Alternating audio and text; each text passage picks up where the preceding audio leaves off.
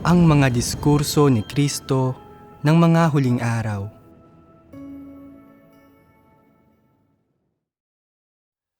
Ang paglutas lamang sa tiwaling disposisyon ng isang tao ang makapagdudulot ng tunay na pagbabago.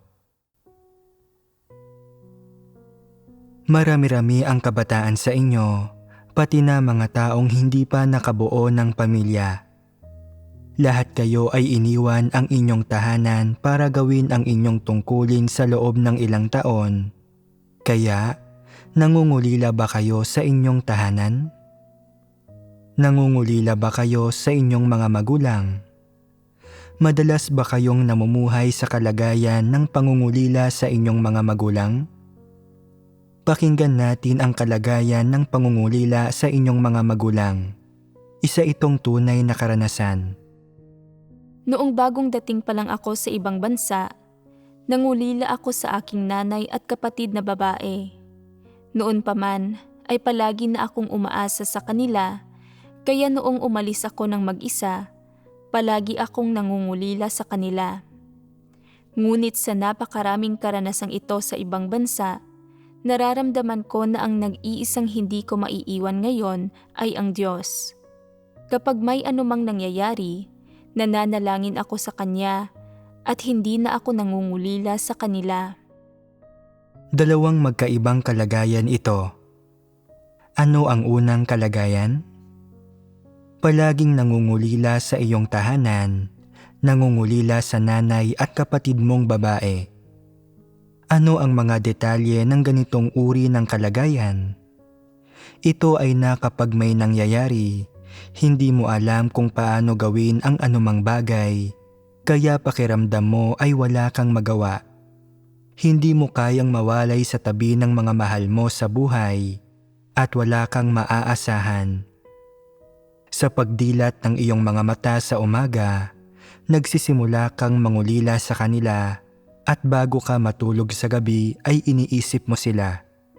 Naiipit ka sa ganitong uri ng kalagayan ng pangungulila sa iyong mga mahal sa buhay. Kaya, bakit labis kang nangungulila sa kanila? Ito ay dahil nagbago ang sitwasyon mo at iniwan mo sila. Nag-aalala ka sa kanila at higit pa rito, nasanay kang umasa sa kanila, sumasalig at umaasa sa kanila para mabuhay. Hindi na kayo napaghihiwalay sa isa't isa sa maraming bagay sa buhay, kaya't labis kang nangungulila sa kanila. Nasa ganitong uri ka ng kalagayan. Kaya, nasa anong uri ka ng kalagayan ngayon na hindi ka na nangungulila sa kanila? Pakiramdam ko, ang paglisan sa aking tahanan at paggawa ng tungkulin ko ay ang pagmamahal ng Diyos, ang Kanyang pagliligtas, na nagbigay daan sa akin na matuto kung paano umasa sa Kanya. Medyo nagbago ang aking tiwaling disposisyon at napanatag ang aking kaluluwa. Bukod pa rito, sa pamamagitan ng pagkilala sa kataas-taasang kapangyarihan ng Diyos, alam ko na nasa mga kamay niya ang kapalaran ng lahat ng tao. May misyon ang nanay at kapatid kong babae at may misyon din ako, kaya hindi na ako nangungulila sa kanila. Nalutas na ba ang problema? Pakiramdam ko, oo. Ano ang palagay ng lahat? Nalutas na ba ito? Ito ay pansamantalang nalutas. Ito ay pansamantalang nalutas.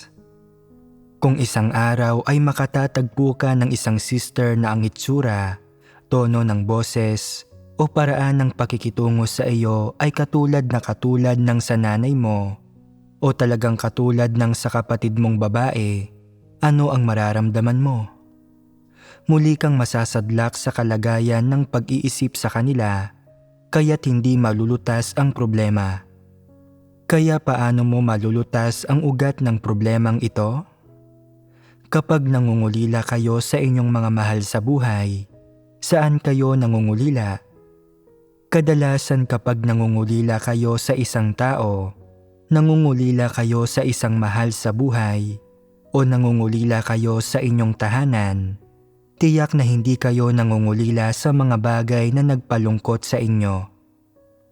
Nangungulila kayo sa mga bagay na nagbigay kasiyahan sa inyo, ang mga bagay na nagpasaya at nagpagaan ng inyong pakiramdam at na nagbigay kasiyahan sa inyo, gaya ng kung paano ka inaalagaan ng iyong nanay dati, kinagigiliwan ka at pinahahalagahan ka, o ang magagandang bagay na dating binibili ng iyong ama para sa iyo. Nangungulila ka sa lahat ng magagandang bagay na ito, kaya't hindi mo mapigilang mangulila sa mga mahal mo sa buhay. Habang mas iniisip mo ang iyong mga mahal sa buhay, mas lalong hindi mo sila kayang bitiwan at hindi mo mapigilan ang iyong sarili. Sinasabi ng ilang tao, pagkatapos ng lahat ng taong ito, hindi ko kailanman iniwan ang nanay ko noon. Sinusundan ko siya kahit saan siya magpunta, pinakamamahal niya ako. Paanong hindi ako mangungulila sa kanya pagkatapos ng matagal na pagkawala? Natural ang mangulila sa kanya. Sadyang ganito ang laman ng mga tao. Ang mga tiwaling tao ay namumuhay sa kanilang mga emosyon. Iniisip nila na tanging ang pamumuhay sa ganitong paraan ang pagkakawangis ng isang tao. Kung hindi man lang ako nangungulila sa mga mahal ko sa buhay, o iisipin sila, o hahanap ng panusto sa kanila, tao pa nga ba ako? Hindi ba't magiging katulad ako ng isang hayop? Hindi ba't ganito mag-isip ang mga tao? Kung wala silang pagmamahal o pagkakaibigan, at hindi nila iniisip ang iba, iisipin ng iba na wala silang pagkatao at na hindi sila mabubuhay sa ganitong paraan. Tama ba ang pananaw na ito? Sa katunayan, hindi naman malaking issue kung nangungulila ka man o hindi sa iyong mga magulang. Hindi mali ang mangulila sa kanila, hindi rin mali na hindi mangulila sa kanila. Ang ilang tao ay talagang hindi umaasa sa iba, habang ang ilang tao naman ay nakadikit sa kanilang mga magulang, ngunit nagawa ninyong lahat na lisanin ang inyong mga tahanan at mga magulang para gawin ang inyong tungkulin. Una sa lahat, mayroon kayong kahandaang gawin ang inyong tungkulin, ang kagustuhang gawin ang inyong tungkulin, ang kagustuhang igugol ang inyong sarili at isantabi ang mga bagay para sa Diyos. Ngunit hindi malulutas ang inyong mga paghihirap sa isang bugso ng pagsisikap. Hindi rin ninyo malulutas ang inyong mga tiwaling disposisyon sa isang bugso ng mabubuting gawa at mabuting asal. Naiintindihan naman ninyo ang doktrinang ito, tama ba? Kaya, paano ninyo lulutasin ang ugat ng usapin ng pangungulila sa inyong mga magulang? Ang ilang tao ay umalis sa kanilang tahanan at namumuhay ng mag-isa sa loob ng 2 o 3 taon. Lumago na sila at hindi na gaanong nangungulila sa kanilang mga magulang. Kung gayon, nalutas na ba ang problema? Hindi. Kung tatanungin mo sila kung sino ang pinakamalapit sa kanila, sasagot sila ayon sa inaasahan ng iba. Pinakamalapit ako sa Diyos, ang Diyos ang pinakamamahal ko. Ngunit sa kanilang puso ay iniisip nila, wala ang Diyos sa tabi ko, hindi rin niya ako magawang alagaan. Pinakamalapit pa rin ako sa nanay ko. Nagmula ako sa mismong laman niya, ako ang pinakakinagigiliwan niya at siya ang higit na nakauunawa at nakaiintindi sa akin. Kapag napakahirap at napakasaklap ng mga bagay-bagay, laging nandyan ang nanay ko para aluin, tulungan at alagaan ako. Ngayong nilisan ko na ang aking tahanan, walang katulad ng nanay ko na mag-aalaga sa akin kapag may sakit ako. Sinasabi mong mabuti ang Diyos, ngunit hindi ko makita ang mukha niya, kaya nasaan siya? Hindi praktikal iyon. Iniisip nila na hindi praktikal na umasa sa Diyos at ang mga salita nila tungkol sa pagiging pinakamalapit ng Diyos sa kanila ay medyo sapilitan, medyo mapagpaimbabaw.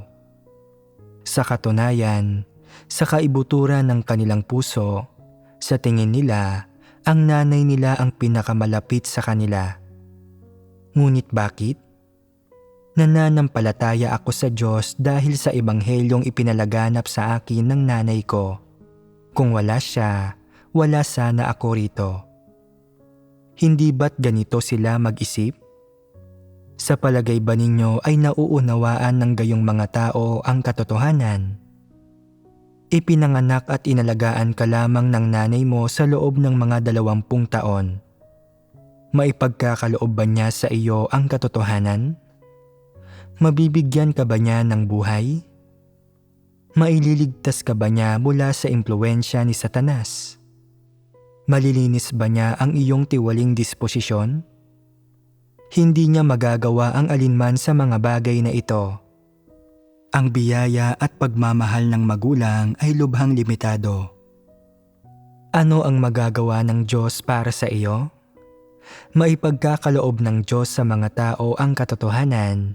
Maililigtas sila sa impluwensya ni Satanas at sa kamatayan, at mabibigyan sila ng buhay na walang hanggan. Hindi ba't dakilang pagmamahal ito? Ang pagmamahal na ito ay kasing taas ng langit at kasing lalim ng lupa. Napakadakila nito. 100, hindi 1,000 beses na mas malaki kaysa sa pagmamahal ng isang magulang. Kung talagang malalaman ng mga tao kung gaano kadakila ang pagmamahal ng Diyos, ganoon pa rin kaya katindi ang mararamdaman nila para sa kanilang mga magulang? Iisipin pa rin ba nila ang mga ito sa maghapon tuwing bagong taon at tuwing may pagdiriwang? Kung nauunawaan nila ang katotohanan, higit nilang iisipin ang pagmamahal ng Diyos. Kung ang isang tao ay matagal nang nananampalataya sa Diyos at iniisip pa rin na ang pagmamahal ng kanyang mga magulang ay mas higit pa sa pagmamahal ng Diyos, kung gayon, bulag ang taong iyon at wala siyang anumang pananalig sa Diyos. Kung ang isang tao ay nananampalataya sa Diyos, ngunit hindi hinahangad ang katotohanan, malulutas ba niya ang kanyang tiwaling disposisyon? Makakamit ba niya ang kaligtasan? Hindi. Kung ang iyong tiwaling disposisyon ay hindi pa nalutas at ang iyong espiritual na buhay ay hindi pa lumago sa isang partikular na tayog, maaari kang magbigkas ng ilang sawikain, ngunit hindi mo maisa sa katuparan ang mga ito dahil hindi mo taglay ang tayog. Magagawa mo ang mga bagay sa abot ng iyong makakaya. Malalampasan ang mga pagsubok sa abot ng makakaya ng iyong tayog. Makapapasok ka sa mga katotohanang realidad na kasing dami ng nauunawaan mo. Ganoon karaming katotohanang realidad ang maisa sa buhay mo. Kaugnay nito, ito rin ay kung gaano karami sa pagpapamalas ng iyong tiwaling disposisyon at gaano karami sa sarili mong mga paghihirap ang malulutas. Ito ay magkatimbang. Balang araw, kapag nauunawaan mo na ang ilan sa katotohanan, hindi mo na iisipin na ang nanay mo ang pinakamabuting tao o na ang mga magulang mo ang pinakamabubuting tao. Matatanto mo na mga miyembro din sila ng tiwaling sangkatauhan at na pare-pareho ang kanilang mga tiwaling disposisyon. Ang tanging nagbubukod sa kanila ay na magkadugo kayo. Kung hindi sila naniniwala sa Diyos, kapareho sila ng mga hindi mananampalataya. Hindi mo na sila titingnan mula sa pananaw ng isang kapamilya o mula sa pananaw ng inyong ugnayan sa laman, kundi mula sa panig ng katotohanan. Ano ang mga pangunahing aspetong dapat mong tingnan? Dapat mong tingnan ang kanilang mga pananaw tungkol sa paniniwala sa Diyos, ang kanilang mga pananaw tungkol sa mundo, ang kanilang mga pananaw tungkol sa paglutas ng mga problema, at ang pinakamahalaga, ang kanilang saloobin ukol sa Diyos. Kung sisiyasatin mo ng tumpak ang mga aspetong ito, malinaw mong makikita kung sila ay mabubuti o masasamang tao. Isang araw ay maaaring malinaw mong makita na sila ay mga taong may mga tiwaling disposisyon katulad mo. Maaari pa ngang maging mas malinaw na hindi sila ang mababait na tao na may tunay na pagmamahal sa iyo na tulad ng inaakala mo, at na hindi ka nila talaga maaakay sa katotohanan o sa tamang landas sa buhay. Maaaring malinaw mong makita na ang nagawa nila para sa iyo ay walang gaanong pakinabang sa iyo at nawala itong silbi sa pagtahak mo sa tamang landas sa buhay. Maaaring makita mo rin na marami sa kanilang mga pagsasagawa at opinyon ay salungat sa katotohanan, na sila ay makalaman at na kinasusuklaman, inaayawan at kinamumuhian mo sila dahil dito. Kung makikita mo ang mga bagay na ito, matatrato mo na ng tama ang iyong mga magulang sa puso mo at hindi ka na mangungulila at mag-aalala sa kanila at makakaya mo nang mamuhay ng malayo sa kanila. Nakumpleto na nila ang kanilang misyon bilang mga magulang, kaya hindi mo na sila ituturing na pinakamalapit na mga tao sa iyo o iidolohin sila. Sa halip, ituturing mo silang mga ordinaryong tao at sa panahong iyon, hindi ka na magpapaalipin ng lubusan sa iyong damdamin at talagang makakahiwalay ka na sa iyong damdamin at pagmamahal sa pamilya. Sa sandaling magawa mo na iyon, mapagtatanto mo na hindi karapat-dapat pahalagahan ang mga bagay na iyon. Sa puntong iyon, makikita mo na ang mga kamag-anak, pamilya at relasyon sa laman ay mga balakid sa pag-unawa sa katotohanan at sa pagpapalaya ng iyong sarili sa mga emosyon. Ito ay dahil mayroon kang pampamilyang relasyon sa kanila, iyong relasyon sa laman na nagpaparalisa sa iyo, nagliligaw sa iyo, at nagpapapaniwala sa iyo na sila ang may pinakamabuting pagtrato sa iyo, na sila ang pinakamalapit sa iyo, pinakamabuting mag-alaga sa iyo, at pinaka nagmamahal sa iyo. Dahil sa lahat ng ito, hindi mo malinaw na matukoy kung sila ba ay mabuti o masamang tao. Sa sandaling tunay na lumayo ka sa mga damdaming ito, bagamat maaaring iisipin mo pa rin sila paminsan-minsan, mangungulila ka pa rin ba sa kanila ng buong puso, aalalahanin mo pa rin ba sila, at hahanap-hanapin sila gaya ng ginagawa mo ngayon? Hindi na. Hindi mo sasabihin, ang taong talagang hindi ko kayang mawalay sa akin ay ang nanay ko. Siya ang nagmamahal sa akin, nag-aalaga sa akin, at pinaka nag-aalala sa akin. Kapag mayroon kang ganitong antas ng pang-unawa, iiyak ka pa rin ba kapag naiisip mo sila? Hindi na. Ang problemang ito ay malulutas. Kaya, sa mga problema o usapin na nagdudulot sa iyo ng paghihirap, kung hindi mo pa nakamit ang aspetong iyon ng katotohanan at kung hindi ka pa nakapasok sa aspetong iyon ng katotohanang realidad, makukulong ka sa gayong mga paghihirap o kalagayan at hinding-hindi ka makakalabas sa mga ito. Kung tinatrato mo ang mga ganitong uri ng mga paghihirap at problema bilang mga pangunahing problema ng pagpasok sa buhay, at pagkatapos ay hahanapin mo ang katotohanan para malutas ang mga ito, magagawa mong pumasok sa aspetong ito ng katotohanang realidad. Nang hindi sinasadya, matututunan mo ang iyong aral mula sa mga paghihirap at problemang ito. Kapag nalutas na ang mga problema, mararamdaman mo na hindi ka na ganoon kalapit sa iyong mga magulang at kapamilya. Mas malinaw mong makikita ang kanilang kalikasang diwa at makikita mo kung anong uri ng mga tao talaga sila. Kapag malinaw mong nakikita ang iyong mga mahal sa buhay, sasabihin mong, hindi talaga tinatanggap ng nanay ko ang katotohanan. Sa totoo lang, nayayamot siya sa katotohanan at kinasusuklaman niya ito. Sa diwa niya, Isa siyang masamang tao, isang dyablo. Ang ama ko ay isang mapagpalugod ng tao, pumapanig sa nanay ko.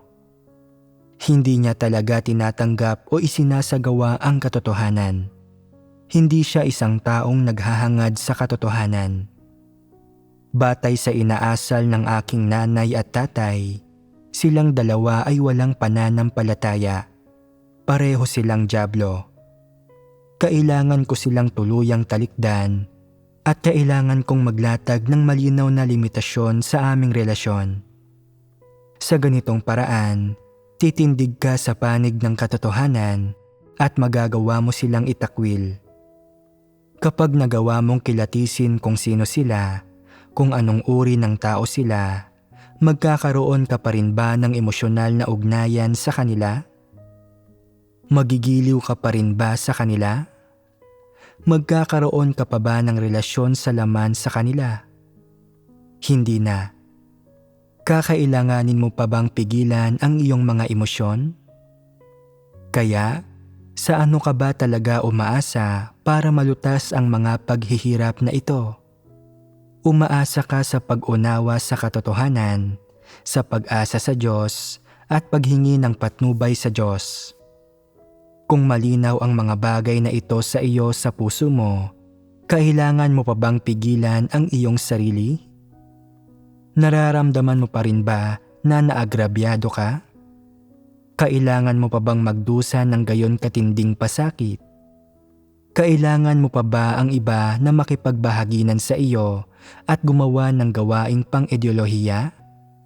Hindi na kailangan. Dahil naayos mo na mismo ang mga bagay-bagay. Napakadali nito.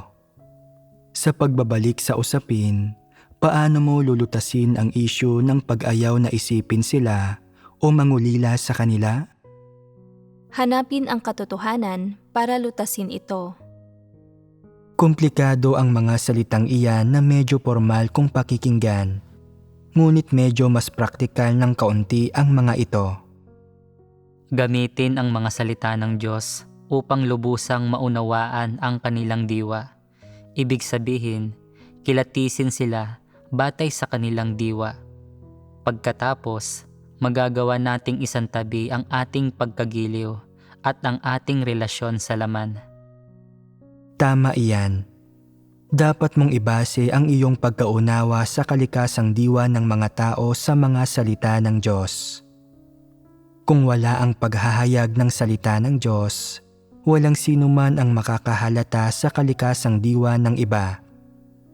Sa pamamagitan lamang ng pagbatay sa mga salita ng Diyos at sa katotohanan, makikita ng isang tao ang kalikasang diwa ng mga tao. Saka lamang malulutas ang pinagmulan ng problema ng damdamin ng tao. Magsimula sa pamamagitan ng pag-iwan ng iyong mga pagkagiliw at relasyon sa laman. Kung kanino pinakamatindi ang iyong emosyonal na ugnayan, siya ang una mong kailangang suriin at kilalanin. Ano ang palagay mo sa solusyong ito? Sinasabi ng ilang tao, ang kilatisin at suriin ang mga taong may pinakamatindi akong emosyonal na ugnayan, napakalupit naman niyan. Ang punto ng pagkilatis mo sa kanila ay hindi para putulin mo ang iyong relasyon sa kanila. Hindi ito para putulin ang iyong ugnayan sa iyong magulang bilang kanilang anak. Hindi rin para tuluyan mo silang talikuran at hindi na muling makipag-ugnayan sa kanila. Kailangan mong tuparin ang iyong mga responsibilidad sa iyong mga mahal sa buhay. Ngunit hindi ka maaaring magpapigil o magpatali sa kanila dahil ikaw ay isang tagasunod ng Diyos. Dapat mong taglayin ang prinsipyong ito. Kung maaari ka pa rin nilang mapigilan at magulo, hindi mo magagawa ng maayos ang iyong tungkulin at hindi mo rin magagarantiya na masusundan mo ang Diyos hanggang sa dulo ng daan. Kung hindi ka isang tagasunod ng Diyos o isang nagmamahal sa katotohanan, walang sino man ang hihingi nito sa iyo. Sinasabi ng ilang tao, kasalukuyang hindi ko nauunawaan ang katotohanan. Hindi ko alam kung paano kilatisin ang iba. Kung wala kang ganitong tayog, isantabi mo muna ang pagkilati sa ngayon. Kapag sapat na ang tayog mo at magagawa mo ng lampasan ang gayong mga pagsubok at magkusa kang ikaw mismo ang magsasagawa sa ganitong paraan, hindi pa magiging huli para sa iyo na isagawa ang aspetong ito ng katotohanan. Maraming tao ang dumaranas ng hindi kinakailangang emosyonal na pagdurusa. Sa totoo lang, lahat ng ito ay hindi kailangan at walang saysay. Bakit ko sinasabi ito? Ang mga tao ay palaging napipigilan ng kanilang damdamin, kaya hindi sila makapagsagawa ng katotohanan at makapagpasakop sa Diyos. Dagdag pa rito, ang mapigilan ng damdamin ay hindi talaga kapaki-pakinabang sa paggawa ng tungkulin at pagsunod sa Diyos ng isang tao, at higit pa rito, ito ay isang malaking hadlang sa pagpasok sa buhay. Kaya, walang kabuluhan ang magdusa sa pagpigil ng damdamin at hindi ito naaalala ng Diyos. Kaya paano mo palalayain ang iyong sarili sa walang kabuluhang pagdurusang ito? Kailangan mong maunawaan ang katotohanan at mahalata at maunawaan ang diwa ng mga relasyon sa laman na ito. Pagkatapos ay magiging madali sa iyo na makalaya sa mga pagpipigil ng mga damdamin ng laman. Ang ilang taong nananalig sa Diyos ay inuusig ng husto ng kanilang mga hindi mananampalatayang magulang. Kung hindi sila pinipilit na maghanap ng asawa, pinipilit naman silang maghanap ng trabaho.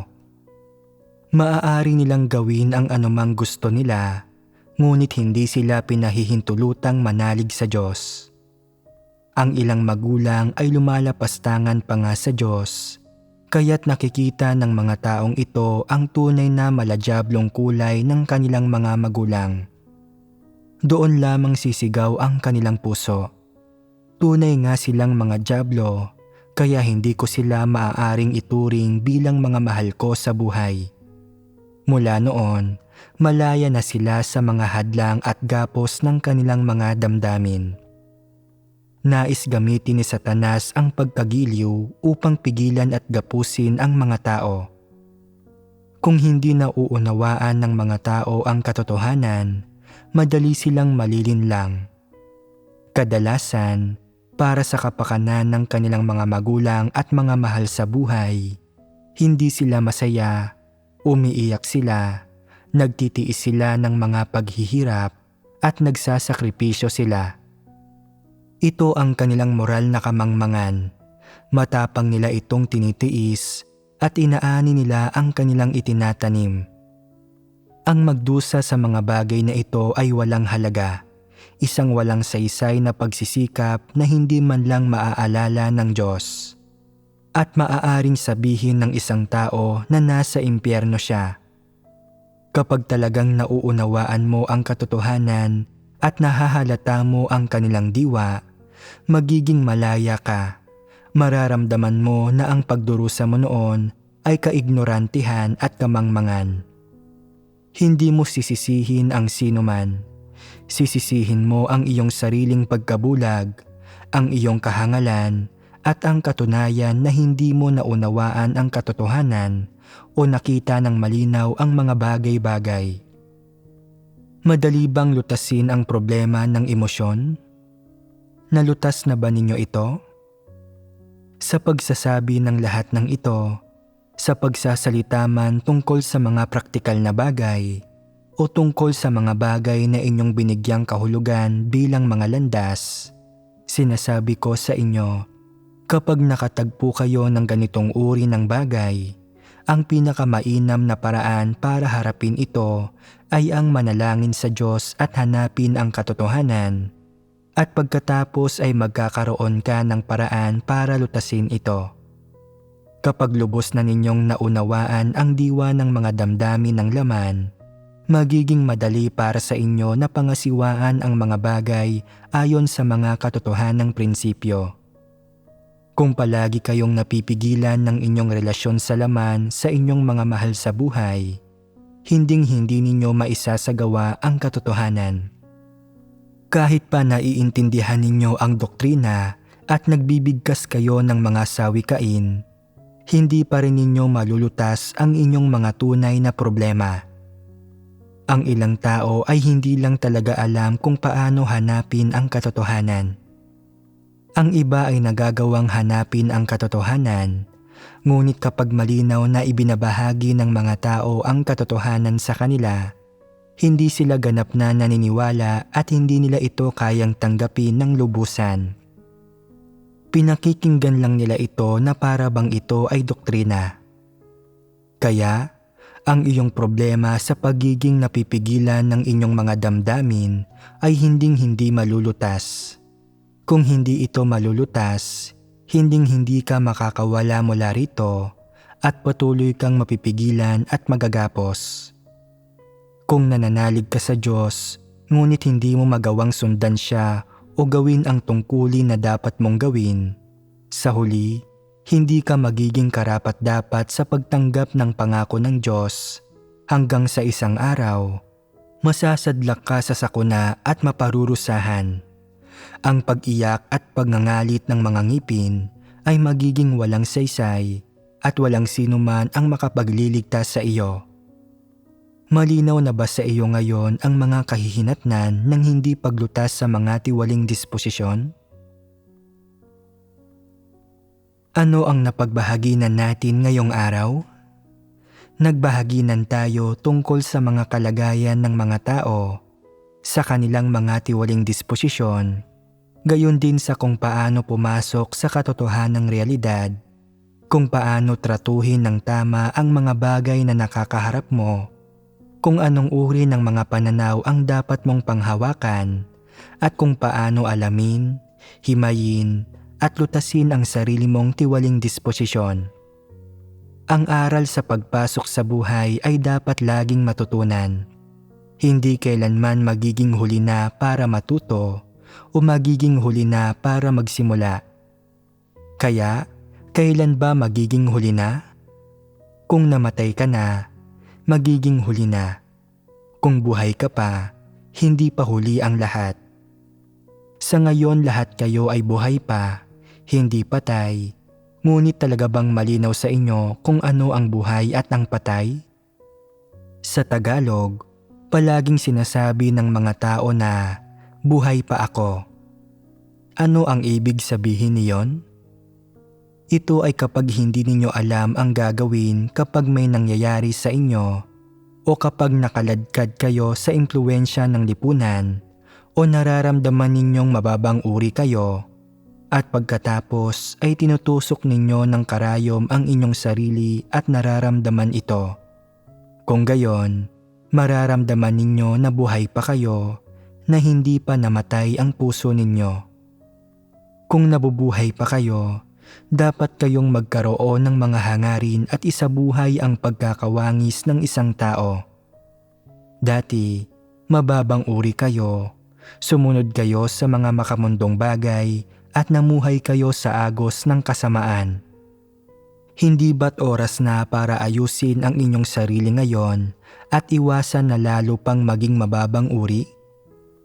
Alam mo, hindi pa natagpuan ng mga taga-kanluran ang tunay na daan at nakararamdam sila ng kawalan ng pag-asa pagdating sa buhay ng tao at sa kanilang pamumuhay.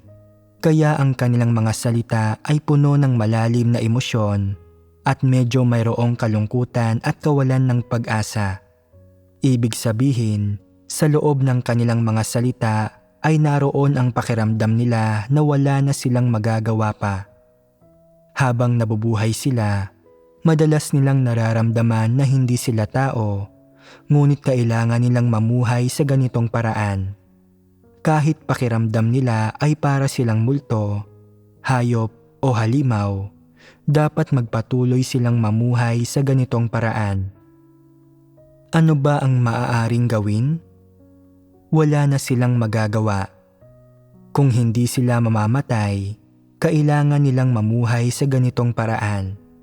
Wala nang ibang landas para sa kanila at mamumuhay sila ng kahabag-habag. Ganito ba kayong lahat?